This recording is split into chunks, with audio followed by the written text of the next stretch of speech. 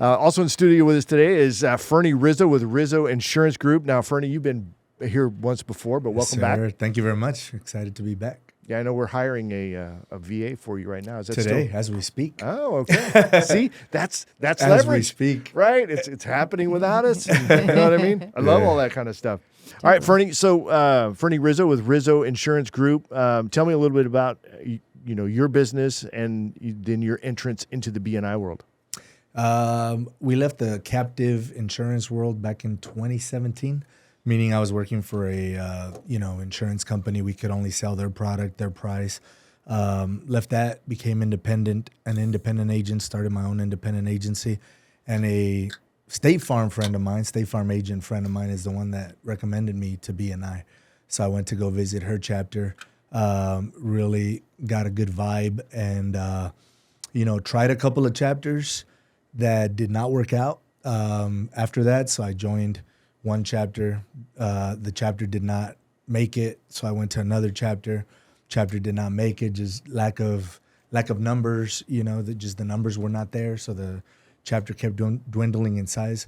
So I was offered to actually join a startup chapter, so a new chapter, and I was one of the key 5 seats, along with a mortgage lender, residential realtor, a financial advisor, and a life insurance agent. So there was 5 of us, and we launched in September of 2018. So 6 years, 1 month to the day, and I'm still there.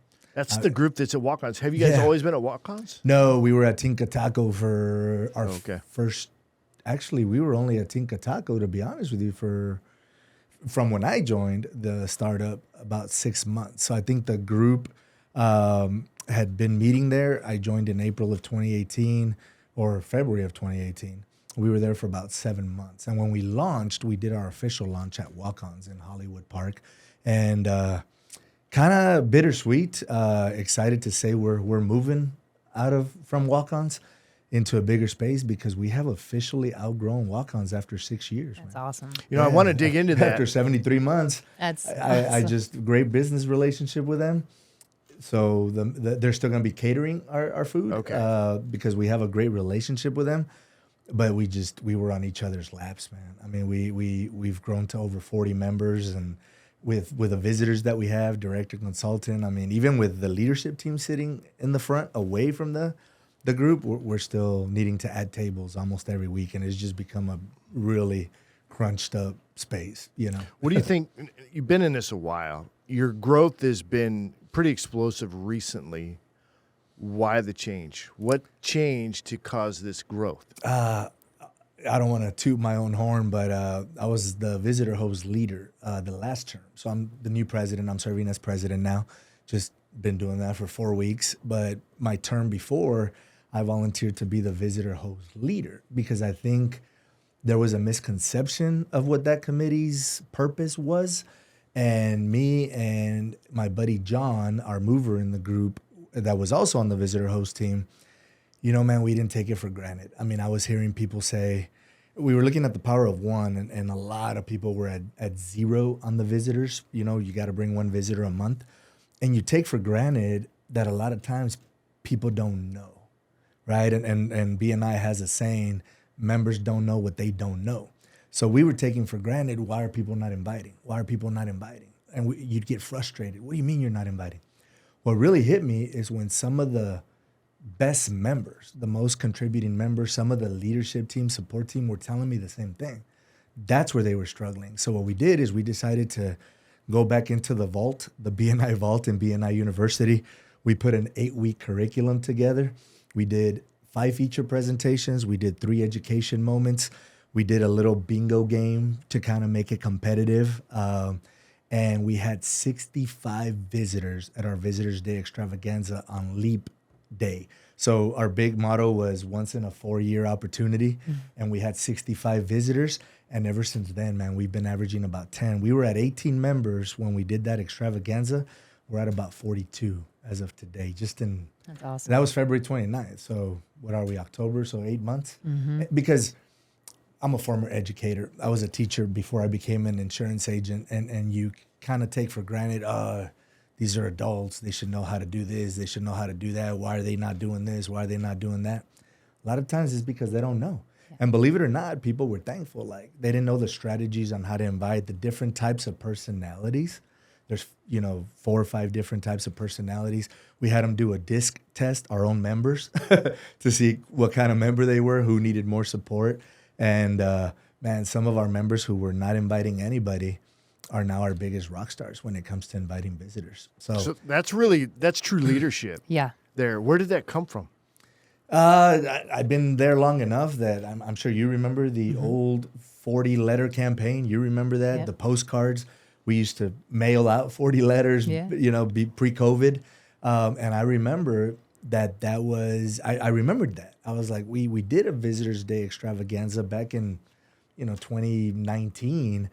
And that was in the days of letters and postcards. So now that we have social media, it's like it should work out a lot better. And that's where that came from, is that, I was listening. Yeah, and I'm the guy that says, come on, man, we're all adults here. Why are we not inviting? I'm that guy. But I had to listen to the leaders in the chapter. Our own leaders were struggling inviting people. Like, that's where they couldn't get past 80, 85 on the power of one because they weren't inviting people. And I was like, wait, these are our rock stars. That's where they're struggling. So let me put together some material because members don't know what they don't know. So, I took it down to the basics, and everything came, like I said, from BNI University, the vault. I've been in BNI long enough. I started, what did we do back in 2019? Yeah, but you spearheaded that. We put it all together. We put an 8-week curriculum, an 8-week plan. We did, there's a lot of podcasts on inviting people, a lot of them. So every week we did a podcast or two. Members had to listen to them. We had thankfully the leadership team allowed us 5 feature presentations. So that meant 5 members couldn't present that week, right? We did a 10-minute feature presentation, but those were all, like I said, they were all theme-based. Every week we had a theme. So we didn't waste people's time.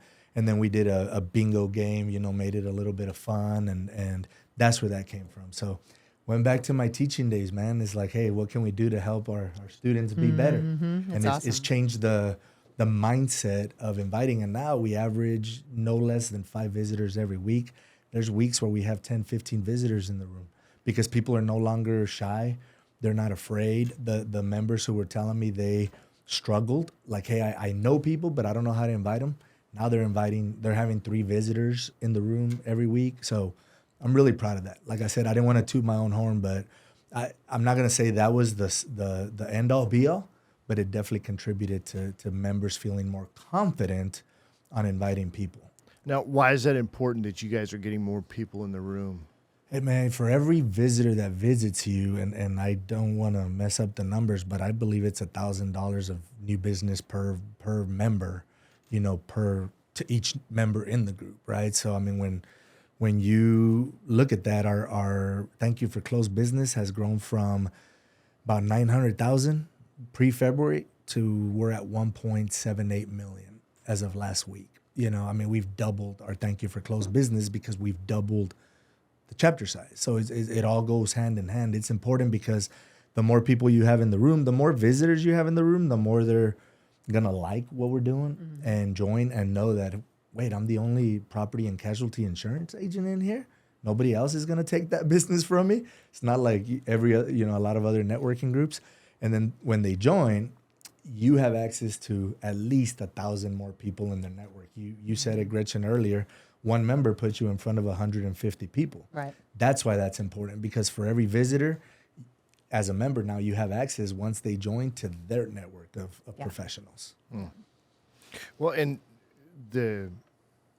I guess that translates into dollars for everybody in the group. Correct. More business. Is that spread out pretty evenly in the group, or do the trades or real estate, or is there because that's a big number, right? It is. It's a lot of money coming in, but where's that money truly landing? Great question. I'm not going to say one particular industry. Our chapter is very strong in the real estate and trades industries. So I'm going to say that they're the strongest contact sphere. So obviously a lot of thank you for closed business goes to them. But our members who are not in those two industries, one deal can be the return on investment for them in 1 year, because their services might be very particular to an industry, right? Like a business coach, like a business consultant, like a mediator, right, that we have in the group. Maybe they're not getting weekly or daily referrals, but when they get the one, it really contributes to their return on investment, right? So their investment's paid for. So we ask our members, like, hey, really put in the time to the member success program, the MSP. You talked about the tools. Really focus on the tools BNI has for you to become a strong member, and give it some time. You know, I do have members that, yeah, I've been in here 2 months and I've only gotten 2 referrals. That's great. Two referrals that converted into business. I'm like, that's great. You're averaging 1 a month. I said, and you've only been here 2 months, right? Do this, do that, increase your one-to-ones, right? Make sure that you givers gain, make sure that you're giving business to members in the chapter. Talk to me again in 4 months and let me know where that's at. It's going to grow exponentially. What are you guys doing on the social component? Now, you've got a place where you guys are meeting, which I think is fantastic because it was getting crowded. When people are crowded, people can get cranky or they're in a hurry to leave or whatever, right? You want that before, during, and after experience that comes with the BNI. And I've seen a lot of business happen before and after. You know what I mean? It's actually, I hang around for about an hour after my BNI meeting, and I'm typically having conversations, and it turns into business on occasion or opportunity comes that way. But so what about the social component there? Are you guys doing anything outside of your weekly meetings? Is there something socially now where people can come in a more relaxed atmosphere and get to know each other? Yeah, as far as us, again, I'm old school. So I dug into the vault, and we haven't had along with a power teams coordinator, which we wanted to bring back. Now that we've doubled in size, we have the people that have the right personalities for those positions. But 2 other positions I brought back as president were the growth coordinator and the event coordinator. So together, they're working. For example, our October, we just took over October 1st. Our October mixer is Halloween. Our meeting's on Halloween. So after the meeting, we're going to have a mixer from 2 to 4. We're going to have a costume contest. People are going to hang out. We're doing it at the event center the capacity is huge. So we're inviting not just our members, but other people from the outside. You're more than welcome to come. You're more than welcome to come Thursday, 2 to 4. And that's just a great opportunity for us. That's our first one. And the event and growth coordinator are now organizing at least one a month. And it doesn't have to be a mixer. I mean, we're doing fellowship events. They're planning a Thanksgiving outing, a Christmas party, you know what I'm saying, for the chapter only. So, but a lot of it too is mixers, right? Is our members who have events coming up, they'll tell our event coordinator, they'll put it on the master calendar, and then everybody's invited to those events. So we like to encourage our members, hey, tell us what your company's doing or your nonprofits are doing, or what else are you involved in that's happening out there, and let's invite our BNI members to be there. You know, something that I think I helped our group, but I enjoyed visiting other chapters and seeing what you guys are doing, and then aggregating that. It's like, hey, this is something that would be a good idea. Okay, and then you know what I mean. We can all impact each other by looking at the other positive things that BNI groups are doing out there, and then learning from and growing, because they're different. Yeah, they're very, very different, these groups. So I'm excited that you're the president over there. I'm excited to see where this thing grows to over the next year. Do you have a growth goal? Do you have a number that you guys are looking to get to? You know what? We're discussing that as the leadership team. I'll be honest with you. We just signed over the bank account. There's so much that goes into the leadership transition. Yes. You're like, wait, we got to do this. We got to do that. So one of our next ones is to not only come up with the goals for us. For example, one of the goals that we already have is to hit 2 million of thank you for closed business by the end of the year, right? We're at 1.78. Nice. We're not that far off. Membership goal, our goal is to be at 55 by the end of the year. We're at, like I said, we're about 42, so 55 by the end of the year. But one of the things we want to do is BNI offers the goal chart that you can put at the sign-in table. So we're going to go to BNI, buy that, and everybody's going to see it on a weekly basis. Hey, don't forget these are our goals. Perfect. So the leadership team, we're coming up with goals, but we're delegating a lot. So what is the event coordinator's goal, right? His goal is to have at least one fellowship event per month.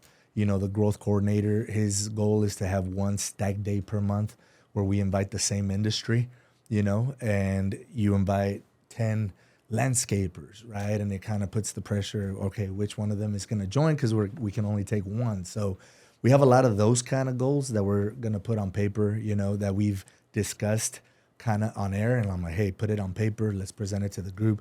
The two biggest ones is 2 million in TYFCB and 55 members by the end of the year. Because I got challenged by Kelly Moore. He says, hey, I know you guys have grown exponentially, but can you hit 55? I said, that's all you had to say, man, was just challenge me, throw a number out there, give me a target, and we're doing it. You know? I love that, man. I see great things for what you guys are doing over there. What's the name of your group? Better Business. Better Business. BNI, Better Business. Mm-hmm. All right. And then, Gretchen, what's the name of your group again? Hill Country Connections. Okay, awesome. Well, thanks for coming in, guys. I really appreciate that. If folks want to get in touch with you, Fernie, how do they do that? RizoIsMyAgent.com. There's a calendar link on there. Book an appointment. They can do that. Or they can reach us at 210-610-RIZO. 210-610-RIZO. Rizo is my agent with one Z. RizoIsMyAgent.com with one Z. Is Rizzo typically two Z's? And you guys are one? It is. Anthony Rizzo, New York Yankees. By the way, I'm a Dodgers fan, so I'm loving it. Up 2-0. But, it originated in Italy, so it's Italian. But somewhere along the lines, it migrated to Europe, Spain to Spain. Europe, Italy is part of And 2 Europe. and 2 Z's. And one Z dropped off, and then that's where the one Z came in, and then it turned into an S. So there's a lot of Rizzos out there with an S. Oh, no. Yeah. I don't think I've seen one of those. Yeah, a lot of them. That would mess me up. But it is Italian.